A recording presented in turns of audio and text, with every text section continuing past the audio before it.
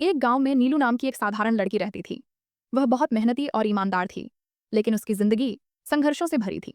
दिन भर मेहनत करने के बाद भी उसे बस इतना ही मिलता कि वह 2 वक्त की रोटी खा सके।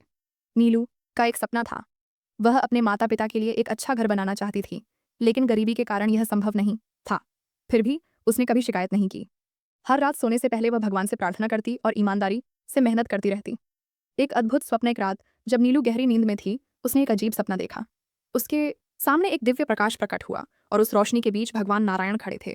उनका चेहरा शांत और तेजस्वी था। भगवान मुस्कुराते हुए बोले, नीलू, मैं तुम्हारी ईमानदारी और मेहनत से बहुत प्रसन्न हूँ। लोग सिर्फ मुझसे मांगते हैं, लेकिन तुम केवल मेहनत करती हो और उम्मीद रखती हो। इसलिए मैं तुम्हें एक वरदान देने आया हूँ। नीलू आश्चर्य से बोली, भगवान, क्या यह सच है? क्या आप मुझे सच में आशीर्वाद देने आए हैं? भगवान बोले, हाँ, लेकिन याद रखना, यह आशीर्वाद तुम्हारी सोच और कर्मों पर निर्भर करेगा। अगर तुम अपने हृदय की सच्चाई बनाए रखोगी, तो तुम्हें जीवन में कभी कमी नहीं होगी।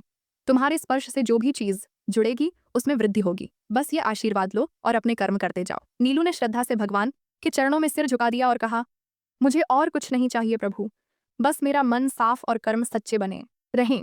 भगवान मुस्कुराए और आशीर्वाद देकर अंतर्धान हो गए। स्वप्न का चमत्कार। सुबह जब नीलू उठी तो उसे लगा जैसे वह सपना बहुत ही वास्तविक था। लेकिन असली चमत्कार तब हुआ जब उसने अपने खेत में काम करना शुरू किया। उसकी बोई हुई फसल पहले से कई गुना ज्यादा लहलहा रही थी।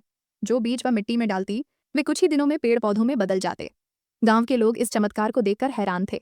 धीरे धीरे उसकी मेहनत रंग लाने लगी। उसकी आमदनी बढ़ने लगी और कुछ ही वर्षों में उसने अपने माता पिता के लिए एक सुंदर घर बना लिया। लेकिन सबसे बड़ी बात यह थी कि नीलू ने अपना विनम्र स्वभाव और ईमानदारी नहीं छोड़ी।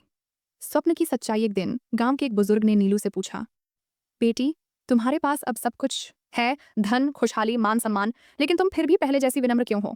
नीलू ने मुस्कुराते हुए कहा, क्योंकि भगवान ने मुझे सबसे बड़ा वरदान दिया है, सच्चाई और कर्मठता का। अगर मैं घमंड करूंगी तो मेरा यह आशीर्वाद मुझसे छिन जाएगा। इसलिए मैं अपनी मेहनत और ईमानदारी बनाए रखूंगी। उस दिन पूरा गांव समझ गया कि असली संपत्ति मेहनत और सच्चाई है, और भगवान उन्हीं पर कृपा करते हैं जो अपने जीवन में इन्हें अपनाते हैं। तो कमेंट में लक्ष्मी और नारायण जरूर लिखना।